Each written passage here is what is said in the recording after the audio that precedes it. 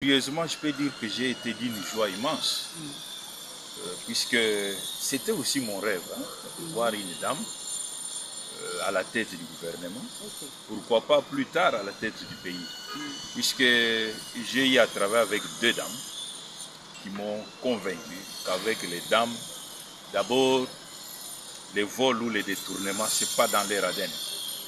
Mais quand vous avez les hommes, ils sont un peu ce que vous pouvez comprendre. Mais les femmes ne volent pas. Et je me suis fait une petite idée sur le passage de Madame Judith en tant que ministre d'État au plan. À moins que je me trompe, il n'y a pas de plainte. Il semble qu'elle est correcte. Elle est du genre très correcte. Je ne la connais pas personnellement. Mais au moins, vous savez, quand on devient une femme ou un homme public, même les inconnus vous suivent. Ils vont chercher à connaître qui êtes-vous. Et je félicite surtout le chef de l'État qui a pris le courage de nommer pour la toute première fois dans l'histoire de la RDC une dame, et une dame qui a un bagage. Ce n'est pas n'importe quelle dame.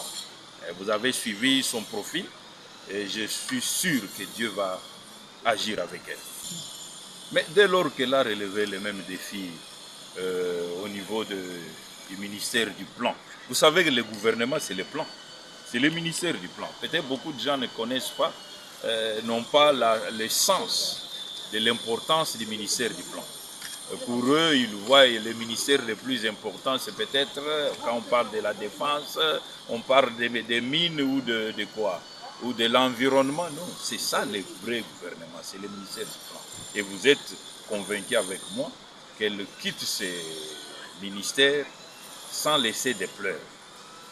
Donc, elle a été capable de démontrer de quoi elle est capable. Moi, je crois en la femme. On a connu, d'ailleurs, ça tombe bien, elle est d'où? Elle est originaire du Congo central. La ville de Kimpavita, vous voyez déjà ce que ça donne. C'est l'histoire, ça. Donc, on n'a pas à s'inquiéter.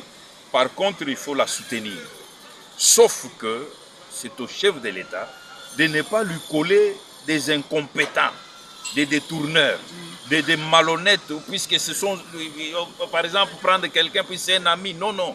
Il faut laisser cette dame faire les choix ou échanger avec les chefs afin de trouver des hommes capables de l'aider, puisque toute seule ne fera rien.